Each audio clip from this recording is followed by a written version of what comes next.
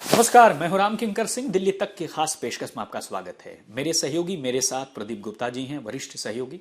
और साफ तौर पर आज जो वीडियो आपको मैं बताने जा रहा हूं एक्सप्लेनर्स के माध्यम से, वो साफ तौर पर ये बताएगा कि 6 जनवरी को जो हंगामा हुआ था उसमें कितना ज़्यादा घाटा हुआ था। देखिए, जो निगम के सूत्र हैं वो साफ तौर पर कह रहे हैं 22 से 25 लाख का जो सदन में तोड़फोड़ हुई थी, कुर्सियां टूटी थी, माइक टूटे थे, फर्नीचर टूटे थे। तकरीबन उनकी कीमत 20 से 22 लाख की है। यानी जो माइक है वो तो, उन माइक्स की कीमत भी 1-1 लाख के करीब है, क्योंकि सदन काफ़ी सालों से जो है वहाँ का टेक केयर कर रहा था और देख रहा था। लेकिन 6 जनवरी को ऐसा हंगामा हुआ कि उसके बाद से उसमें टूटे।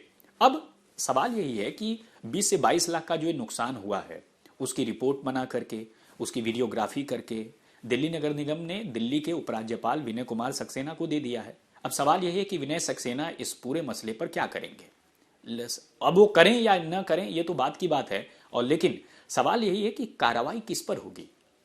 और यह कार्रवाई किस पर होगी यह सवाल इसलिए उठ रहा है क्योंकि जब 6 जनवरी को सदन की पहली बैठक हुई थी, तब पार्षदों की शपथ जैसे ही शुरू हुई, सत्या शर्मा ने सबसे पहले कहा कि मनोनीत पार्षदों की शपथ होगी। उसके बाद से ही हंगामा हो गया, तोड़फोड़ हो गई।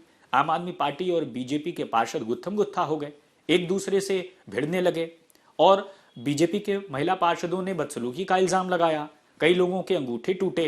और अब जो आंकड़ा निकल कर आया है 22 से 25 लाख का, तो ये जो सदन की नुकसान है इसकी भरपाई कौन करेगा।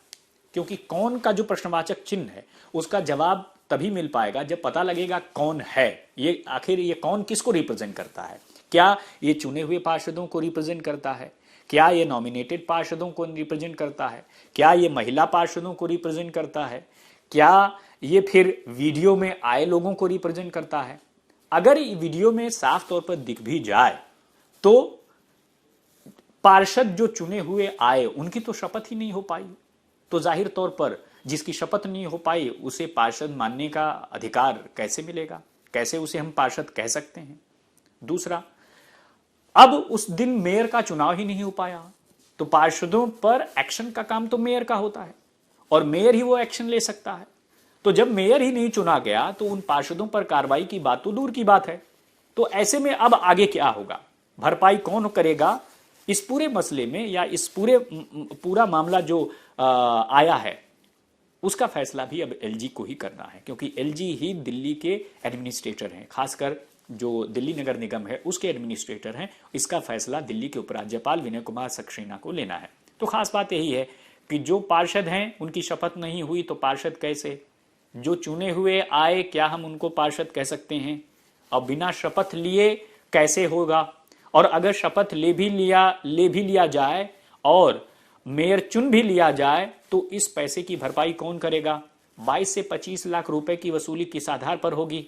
क्या सदन में जो हंगामा होगा सियासतदानों को उसकी भरपाई करनी पड़ेगी, और भरपाई करेगा तो कौन करेगा।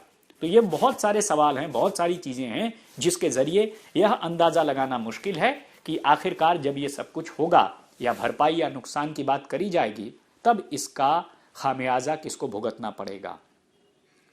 तो एलजी के पास रिपोर्ट पहुंच चुकी है, एलजी देखेंगे कि इस पूरे मामले में क्या कार्रवाई करेंगे। लेकिन इस वक्त जिस तरह की स्थिति हम देख रहे हैं, दिल्ली के उपराज्यपाल और चुनी हुई सरकार के बीच में लगातार एक के बाद एक चीजें निकल कर आ रही, चाहे वो फिनलैंड की टीचर ट्रेनिंग का मामला हो, और दिल्ली सरकार तो बार बार कह रही है मोहल्ला क्लिनिक में जो पैसे हैं सैलरी वो नहीं मिल रही है, और हर चीज का जो दोष है वो एलजी के ऊपर मढ़ा रहा है। एलजी को कभी हेडमास्टर बताया जा रहा है, कभी कबीले का सरदार बताया जा रहा है। तो ऐसे में अब क्या एलजी फैसला लेंगे, तो जाहिर सी बात है एक और प्लेटफॉर्म तैयार हो गया है। अब तक तो हम देख रहे थे कि दिल्ली सरकार और दिल्ली के एलजी के बीच में जो लड़ाई चल रही थी, लेकिन अब एक और प्लेटफॉर्म आपको मिल जाएगा दिल्ली नगर निगम का, जहां पर ऐसा लगता है और कि एक के बाद एक चीजें जो है ऑब्जेक्शन उठाए जाएंगे। और अभी देखिए जो दिल्ली विधानसभा का 4 दिनी सत्र था उसमें साफ तौर पर जो है प्रपोजल पास किया गया और साफ कहा गया कि दिल्ली के उपराज्यपाल दिल्ली नगर निगम के मामलों में दखल दे रहे हैं, और इसीलिए चाहे नॉमिनेटेड पार्षद चुनने का मामला हो और चाहे पीठासीन अधिकारी चुनने का मामला हो, हर जगह पर एलजी के फैसलों पर न केवल सवाल उठाया आम आदमी पार्टी ने, बल्कि इसे असंवैधानिक करार दिया। तो साफ तौर पर यही होगा कि जो पार्षद चुन लिए जाएंगे वह किस आधार पर भरपाई करेंगे, 22 से 25 लाख की रकम की वसूली कैसे कर पाएगा दिल्ली नगर निगम। इस सवाल का जवाब हम खुद भी लेंगे और दिल्ली नगर निगम के अधिकारियों से पूछेंगे। तब तक जवाब आने तक आप बने रहिए दिल्ली तक के साथ। मुझे और मेरे सहयोगी प्रदीप गुप्ता को दीजिए इजाजत। धन्यवाद।